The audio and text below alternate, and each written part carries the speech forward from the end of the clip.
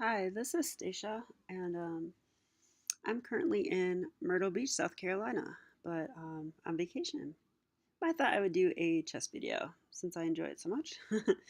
I wanted to share a really interesting game that I played in Parma on June 13th of 2018.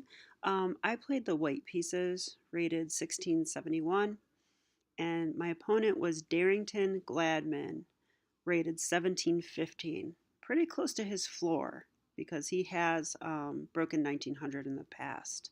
So, strong opponent. I have played him three other times, and I had two losses and a draw. So, was looking to maybe get my first win against him if I could. Um, and let's go ahead and take a look. I opened with d4. He goes d5, c4. This is the Queen's Gambit. He responded with e6. Queen's Gambit declined. I go knight f3, knight f6, and g3. And now we are in a Catalan opening. And in fact, him and I have had this position before. Here he chose bishop e7. I went bishop g2. And now knight b to d7. Okay. So the thing about this move is if black were ever to capture on c4, I like to play a no-nonsense line of just queen a4 check, and I regain the pawn this way. However, this move here does stop me from being able to do that. So that explains why I go queen c2 right here, just to simply guard this pawn. He went c6, so just fortifying the d pawn. And now I castle. And now the first interesting move, knight to e4. So jumping in with the knight a bit early. This usually means that black is going to go for an f5 type setup and just really control and occupy the e4 square. So his other knight may come in like this as well. And so I'm not going to have my usual plan of playing for an e4 break in the Catalan, which I usually like. So already I was concerned because, well, if I can't use my usual plan, then there's some other plan that is good here, and I didn't know what that would be. But really, I just need to develop and castle from here. Okay, so I went b3. This turned out to be a good move. It's the 100% book move according to my computer. Opening that up. But really, I was just trying to fortify my c pawn so that I could go knight c3 and put my knight on this good square. One thing I've learned, though, is that my knight could go here in a stonewall type structure like this, and that might be an okay way to go because you're still challenging this knight. And then this knight could maybe hop to e1, and then we're going to play f3 to dislodge this guy. So that's a lot of arrows. Hopefully, I'm just kind of explaining some potential ideas here. All right, so black castles, and now bishop b2. This is a book move still, so just a logical move, defending the d pawn and developing my bishop. Another idea is to go bishop a3, like I might need to play. Well, the knight is defending here, because I think once black goes f5, it is beneficial to trade the dark square bishops. This is black's good bishop. So I think this idea is interesting to keep in mind. So here black went f5. And so we do have this stonewall structure. And black is basically controlling the light squares, but leaving some dark square weaknesses like this e5 square, for example. This square is also a little bit tender. I mean, I could see a situation where I push the c pawn and jump a knight into d6. So all stuff to think about. And the other thing to remember is that when black plays f5, a lot of times black will be going for a kingside attack. So, maybe the rook will swing over or something like this. And if he can ever get like bishop h4 in, sacrificing the bishop, sometimes that could be really bad for white. All right, so here I finally go out of book. Knight e1 is the book move with the idea of knight to d3. And then this knight could come into f3. And both knights would be pointed at this e5 square. So that's kind of the point of that move. Also, the knight to e1 allows for the move f3, dislodging this knight, and maybe we can get e4 back. Okay, but I didn't play that. In fact, I never saw that plan before. This is something I've learned after. So knight c3, I'm just challenging the knight. And now black makes his first inaccuracy. He plays knight d to f6. I'm actually going to turn my computer engine on, but I will remember a lot of stuff. Okay, so the reason I believe this move to be inaccurate is it gives up the e5 square completely. I can just jump my knight right in, and in fact that is what I do, and that is the top computer move as well. So the knight is in e5. I learned from in the Yusupov books that often if black puts a knight like on the e4 square, the best counter to this is to put a knight on the e5 square. So that was basically my idea here. Now black goes bishop d7, just developing. And also this bishop, this is black's bad bishop, can often kind of snake through the e8 square and come here to maybe aid with the attack and become more useful. Okay, so here is my first mistake. I played the move f4 here. f4 looks logical enough. I'm posting my knight the same way black did. But the problem is white really does want to get f3 in at some point. And I think f3 with maybe some ideas of e4 is a bit stronger. But I went f4. And this just gives up the e4 square forever. So this is black's for the rest of the game. Although I also have e5 to counter that. So really position's still about equal here. And now what's black's middle game plan? Well, he decided to take my c3 knight. I kind of like this idea by him. Because this knight it's really superfluous. It also wants to jump into e5. So by trading the knight on c3, if I take with my queen, he jumps in with tempo. And I don't know that my bishop really wants to move from b2. So he does jump in. And then I played rook a to c1. My coach mentioned that maybe this wasn't the best. Computer says it's fine, but he likes the idea of going rook a to b1. Maybe not right now, but at some point, and pushing this b pawn up. And I have to agree. It seems like a very promising, like minority attack type plan.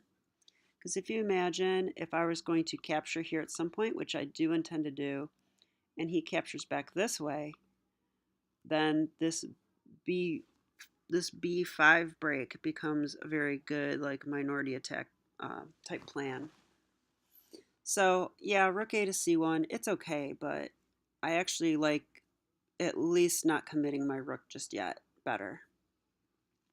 Now black proceeded with this plan, bishop e8, maybe eyeing up the h5 square, which I did see. I played e3, just shoring things up. This is a good move. And now black surprised me with the move g5. So I thought this looked a little shaky for black. They're really opening their king up.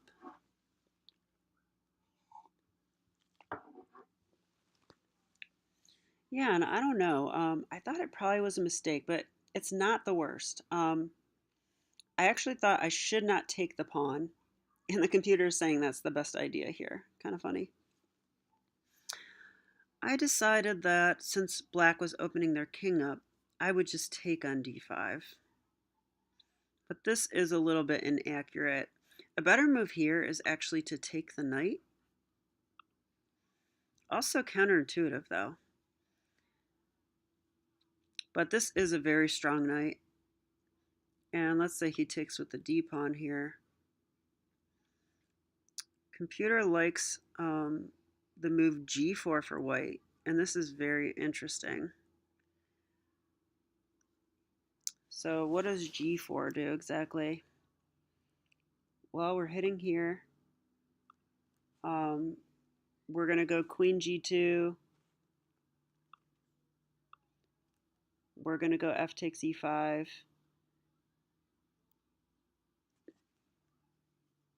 F takes e5.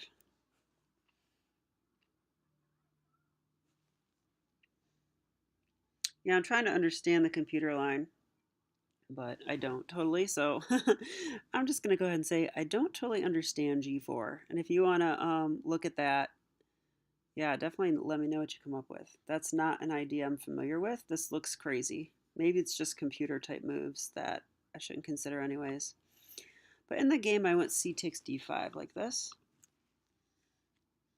And I figured he can't really take back with this pawn because, what was my reasoning there? I thought I would get the c file and this pawn just becomes really weak.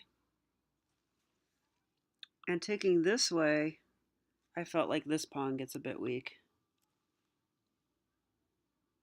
And now if he ever takes my knight, I'll have a pass pawn. And yeah, white is slightly better here still. Now I played the move queen e2. Yeah, and this is a bit inaccurate. Again, it's probably a mistake because the position is just equal now after knight takes c3. So there was an interesting plan that I analyzed earlier. I think it's coming up. Yeah, so again, the computer wants to take this knight.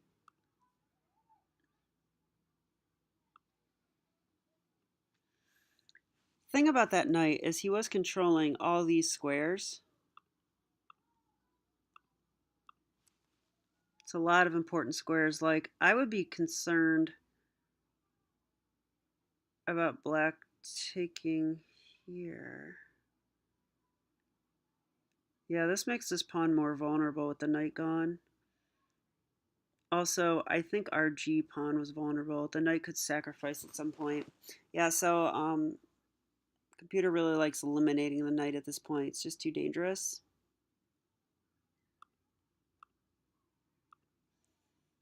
And then it wants to go queen e2 from here. And after g takes f4, we can go queen g4 check. Pretty interesting. All right, but in the game, I went queen e2 immediately. I just wanted to stop this bishop h5 idea. But after knight takes c3, rook takes c3, bishop d6. Right here, position's just equal. So let's continue with the game and see what happened. Okay, so yeah, after queen e2, he went g4. Computer does not like this move at all. Now it definitely wants to take this knight off. This does close down the king side a bit, although I thought black still does have this h5, h4 break that they can play for, maybe create an attack, but it looks cumbersome. And I am going to have some kind of play on the queen side. All right, so I do trade off the knight now. Why did I do that? I'm trying to remember. I think I did that because, oh, I wanted to play b4, and I didn't want the knight to take the bishop because then my b4 pawn would hang. So I went ahead and traded the knight off. He took with the d pawn, and then I went b4. So now with the knight gone, he cannot take the bishop, and then if I take, there is no bishop takes b4. And I liked black's move here, even though the computer doesn't agree. a6. I wanted to play for b5, and this just takes hold of that square. I guess I could go a4.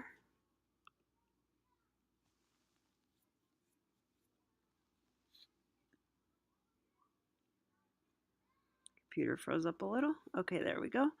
Um, yeah, and threaten this again. Computer says it's just equal from here. Like, let's say I proceed with this plan. Computer says black's better now. Let's see why.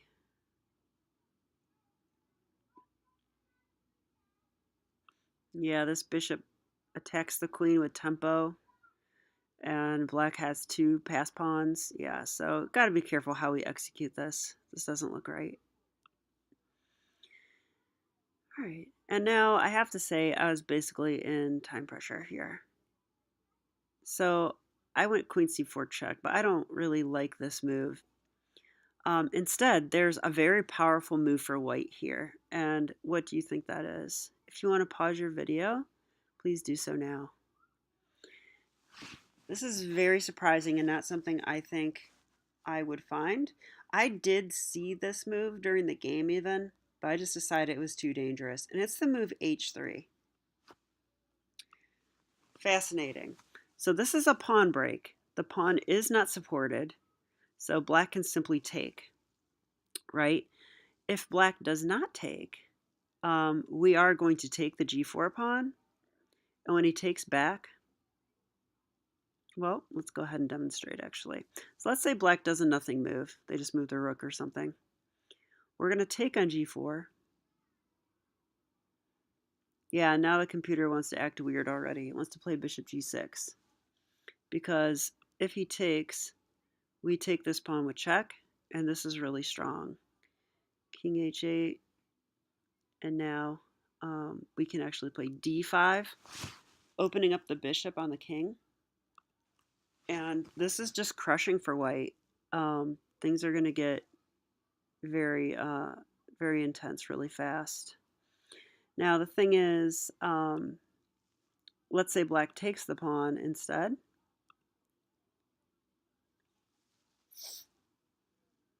Don't know why this is so slow. All right, there we go. Well, then we're going to go g4. And we're hitting this pawn, and we're going to free up this g4 square for our queen again.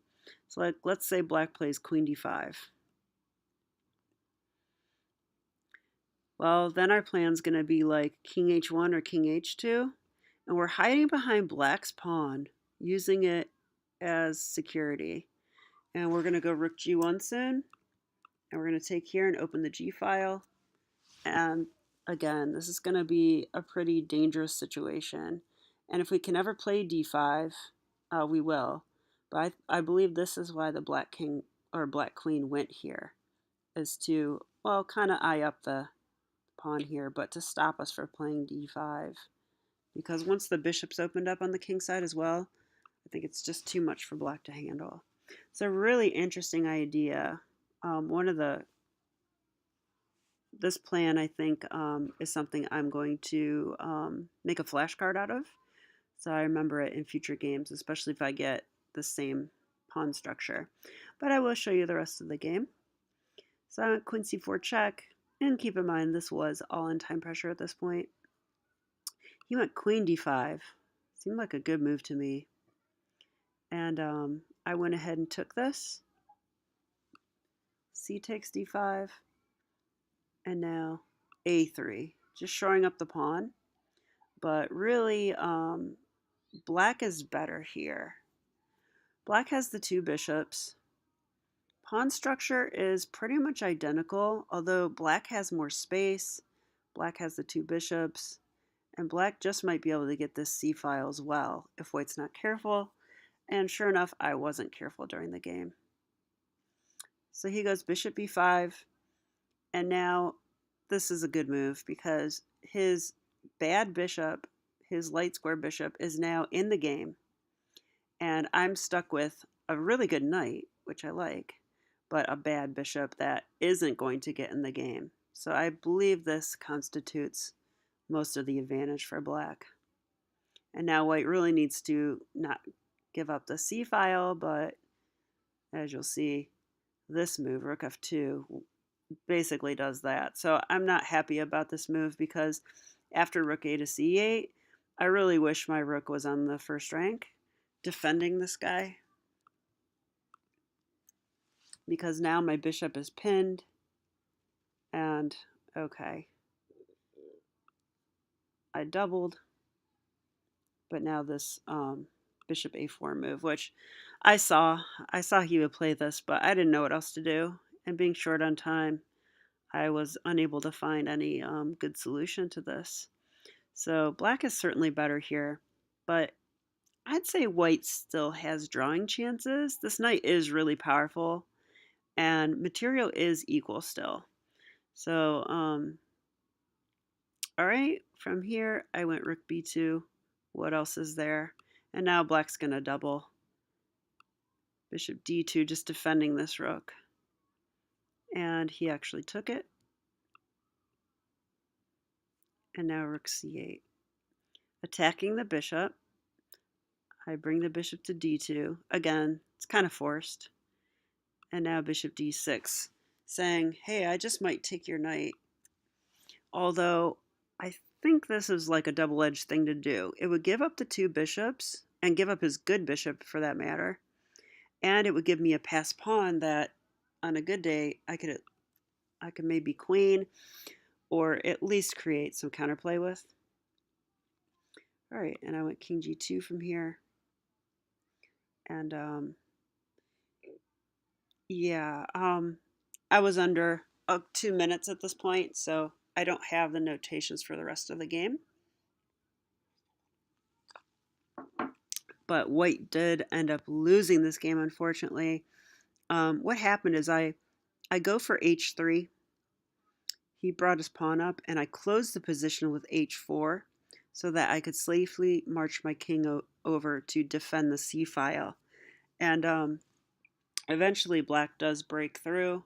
He does take this knight too.